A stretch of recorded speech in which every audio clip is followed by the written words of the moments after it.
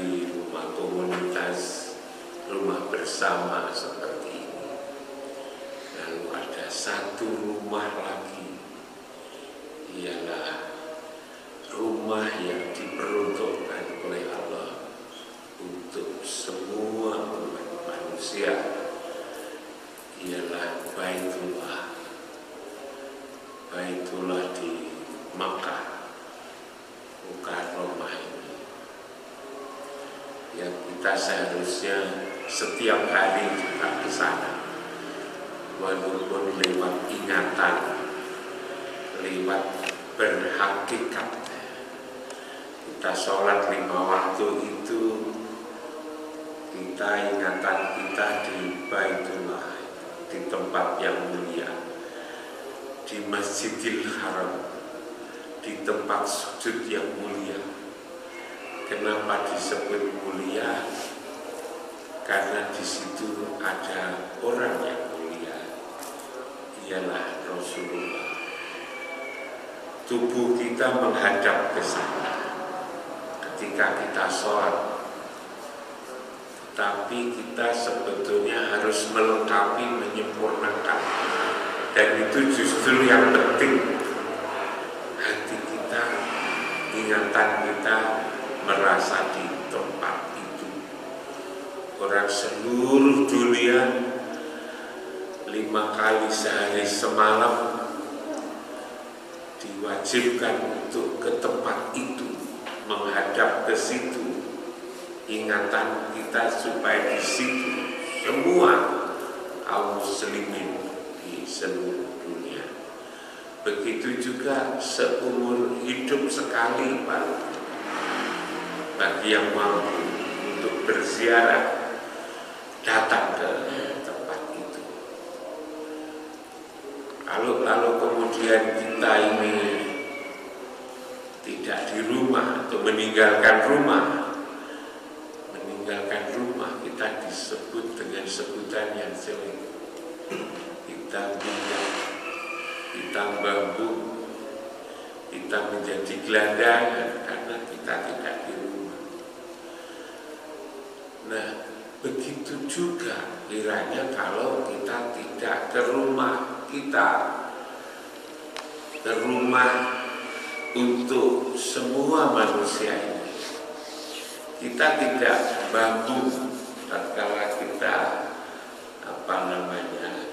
kita ada di rumah kita, tapi mungkin masih bisa disebut bambu, disebut gelandangan, disebut minggat dari rumah roh. Kalau kita tidak percaya ke sana, kan tidak di sana waktu sholat, kita meninggalkan rumah seluruh umat manusia.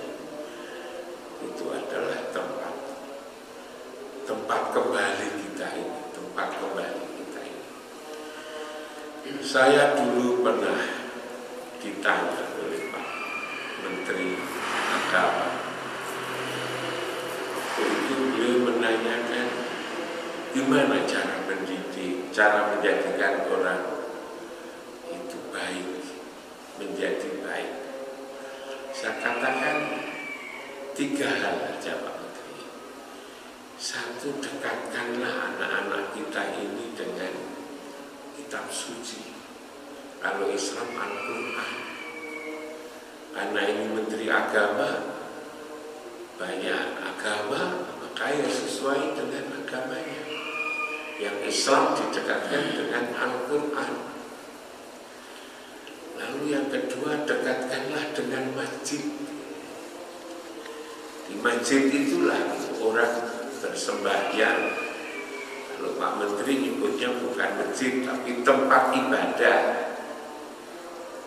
Karena Pak Menteri ngurus beberapa agama. Nanti kalau nyebutnya masjid yang tidak agama Islam gimana? Nah, kalau Islam tempat ibadah ya masjid. Kalau anak-anak itu didekatkan dengan masjid, sholat, lalu kemudian sholatnya diajak yang benar. Setiap sholat diajak hatinya ada di Baitullah, maka itu akan menjadi baik. akan menjadi baik karena berada di tempat yang mulia. Yang ketiga, dekatkanlah dengan para ulamanya. Mereka lah yang membimbing kehidupan ini, yang selalu mengingatkan. Kalau zaman dulu ada Rasulullah itu yang dijadikan contoh. Tapi karena Rasulullah Muhammad bin Abdillah itu sudah tidak ada, dari tidak bisa kita lihat, yang kita lihat adalah ajarannya, maka ya dekatkanlah para ulama.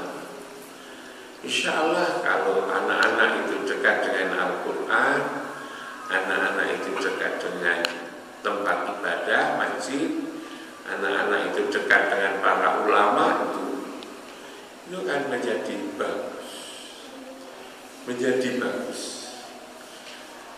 otomatis saja.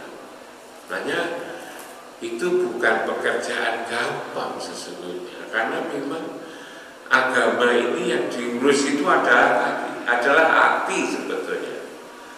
Kalau mengurus fisik saja itu, yang penting ada beras, ada sayur-sayuran, ada garam, ada lombok, kasih makan, udah kenyang dengan sendirinya.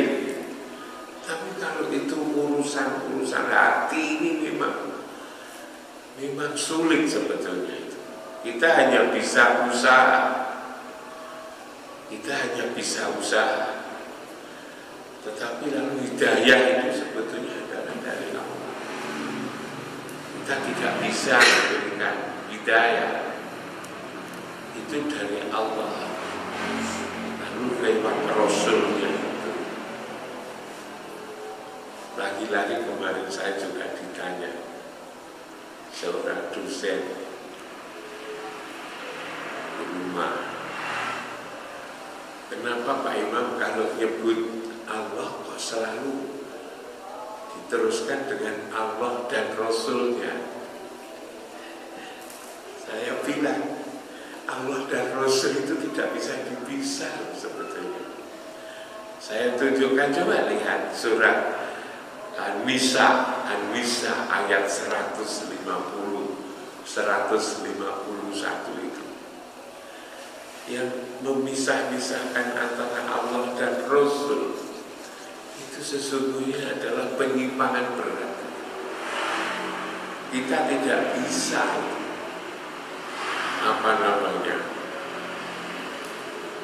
hanya menyebut Allah. Islam ini datang sampai di kita ini lewat Rasul. Karena itu disebut alladzi arsala rasulahu bil huda wa dinil haq. Jadi Allah itu mengutus seorang Rasul yang menyampaikan agama ini. Jadi kalau kita melupakan Rasul, sama melupakan siapa yang mendidik kita. Bahkan mayuti'ir Rasul faqat atau Allah. Siapa yang taat kepada Rasul sama sebetulnya taat kepada Allah. Bahkan lalu yang berkali-kali saya sampaikan, qul in kuntum tuhibbunallah, siapa yang ingin disayang oleh Allah, fattabi'uni, ikuti saya. Itu kan jelas sekali sebetulnya. Kita juga disuruh selalu berhubungan, nyambung dengan Rasul. Innallaha wa malaikatahu yusholluna 'alan nabi ya ayyuhalladzina amanu shollu alaihi wasallimu taslima. Sampai lalu kemudian dicatat surat An-Nisa ayat 150 dicatat. Tak tunjukkan ijazah. Memang kita ini harus selalu begini, saling mengingatkan begini. selalu kita omongkan. Kalau kita bulan puasa ini kita coba untuk setiap setiap bulan Ramadan, walaupun hanya 20 menit, 15 menit kita omongkan sedikit demi sedikit, siapa dengan begitulah Allah memberikan petunjuknya. Bukan saya yang memberi petunjuk, saya hanya menyampaikan saja tentang betapa pentingnya masjid ini. Saya mendapatkan pelajaran itu dari ayah saya sendiri. Ayah saya selalu mengatakan masjid itu penting banget. Jangan sampai kamu, pesannya pada saya, jangan sampai rumahmu itu lebih baik daripada masjidmu. Dan jangan sampai rumahmu lebih baik daripada masjidmu. Rumahmu itu kan hanya untuk tidur sama istri dan anak-anak. Tapi kalau masjid itu kan tempat untuk menghadap kepada Allah, harus lebih baik. Awas nanti kalau madrasahmu lebih jelek daripada rumahmu. Madrasah, masjid itu harus lebih baik dari rumah. Alhamdulillah, itu saya titeni, saya perhatikan. Kalau boleh saya cerita, ayah saya ini kan kiai kecil-kecilan, lebih kecil dari Pak Robek. Bisa, kiai kecil-kecilan Pak Robek itu bisa. Tapi anaknya banyak ayah saya. Kalau Pak Robek anaknya kan 2, ayah saya itu anaknya itu 16. Orang desa anaknya 16.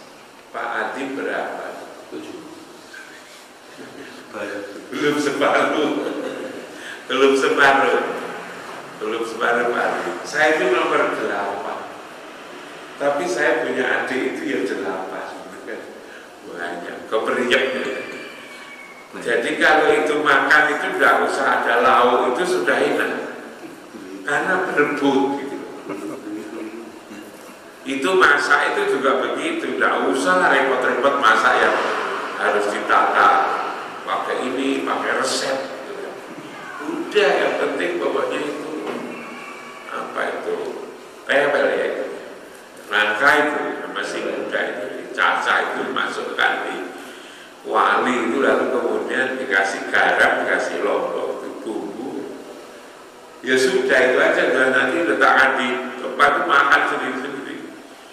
Itu kadang-kadang yang lagi bermain jauh gitu, nanti data sudah habis gitu. Data sudah habis karena jumlahnya banyak gitu kan. Kalau ibu saya kalau beli ikan laut itu cari yang panjang gitu kan, apa itu, layu gitu, dari potong-potong gitu kan, potong-potong gitu, biar enak motongnya itu, karena jumlahnya banyak gitu. Itu tidak kita nilai menderita, saya tidak merasa menderita ya. Yang saya masih ingat itu sekali-kali dikumpulkan anak-anak yang sekian banyak, dikumpulkan, kemudian diberitahu, saya ini orang desa seperti ini, harta juga ada tapi tidak banyak, kalau dibagi tidak cukup. Karena itu kamu saya kasih saya suruh untuk sekolah, siapa tahu dengan sekolah itu kamu nanti bisa tumbuh berkembang menjadi pinter, menjadi kaya. Tapi kaya itu bukan menjadi tujuan saya. Kalau kamu jadi kaya ya alhamdulillah, kamu setengah kaya ya bersyukur. Kalaupun toh kamu tidak kaya, menjadi orang miskin juga tidak apa-apa. Jadi kaya itu bukan ukuran kayak saya. Ukurannya itu apa? Masjid. Ukuran itu masjid.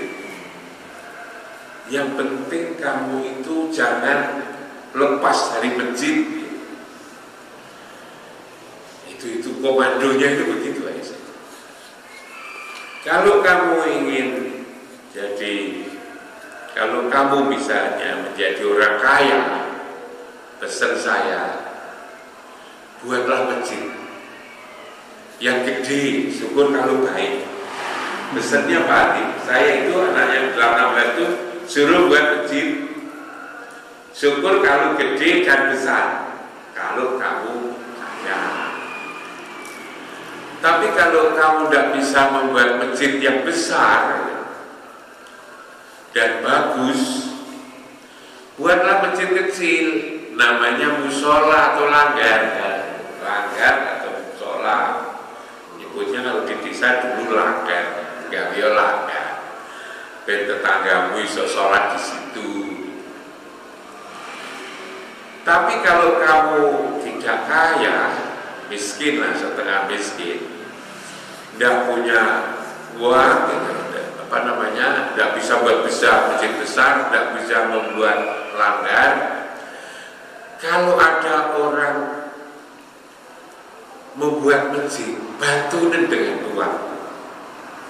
Kalau ada orang buat masjid, bantu dengan uangmu.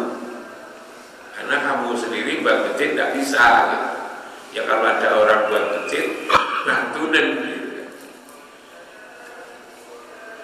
Tapi kalau kamu juga tidak punya uang, karena miskin, kalau ada orang buat masjid, tidak punya uang mau bantu ngapain tenaga, datang kamu ke situ untuk bantu. Apakah misalnya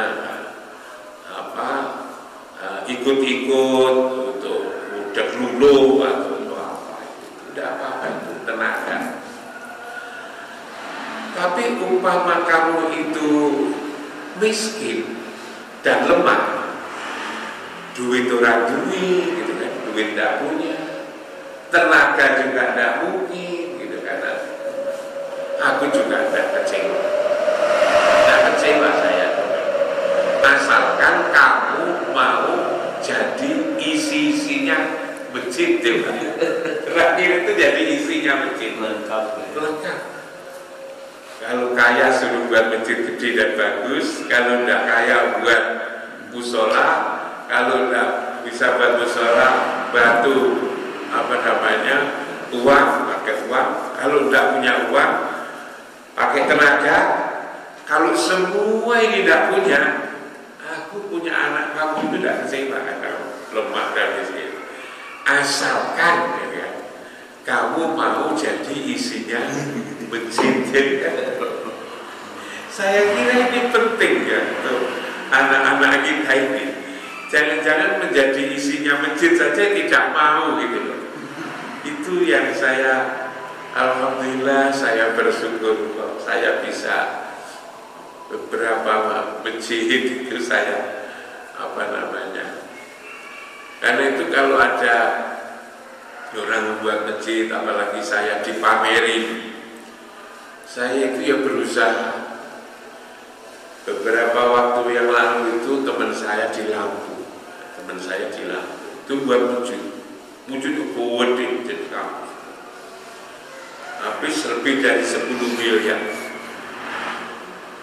Gede banget masjidnya itu, tempatnya berapa saya lupa. Lalu saya ditunjukin prosesnya, mungkin dia mengingatkan saya atau saya maknai mengingatkan saya gitu ya. Lalu saya juga mikir tak sumbang gitu kan, saya ingat ayah saya. Akhirnya saya putuskan tak sumbang beduk. Saya bilang Lampung itu kan banyak orang transmigran dari Jawa Timur. Masjid-masjid di Jawa Timur itu kan selalu ada beduknya. Kalau masjid itu kamu lengkapi dengan beduk, itu orang tuh seneng loh ya. Kadang-kadang lebih penting beduknya loh dari speakernya itu. merasa enak kalau ada beduknya. Di masjid saya juga ada beduknya. Anak-anak kecil itu kan pergi ke masjid itu kan kepingin ambil beduk. Nah, setuju dia. Ketika itu setuju, saya lalu kemudian mau ke Gunung Tiga. Gunung Tiga tempatnya buat bak itu kan buat beduk. Saya mau keluar itu ada orang nanya, mau ke mana Pak? Mau ke Gunung Legi. Ada apa? Beli beduk.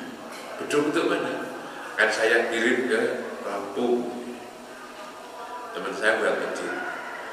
Nggak usah Pak Imam yang kau jual lagi. Siapa? Saya saja. Nanti ukurannya gimana? Lalu harganya gimana? Dah, ukurannya saya pesen yang terbesar, yang lebih besar daripada masjid. Beduk masjidnya Pak Hasim Busadi. Gede. Nanti yang bayar saya. Jadi saya nyumbang tanpa kehilangan duit gitu kan. Tidak tahu apa dapat pahala atau tidak. Saya juga tidak pernah berpikir pahala. Yang penting saya disayang oleh Allah. Nah, alhamdulillah bisa nyumbang beduk. Saya pengajian ke Pandaan, di jalan dijemput. Yang jemput itu saya tanya, kerjanya apa sampai Pak? Saya pemasaran. Kemana pemasarannya? Ke Kalimantan Selatan, lalu kemudian ke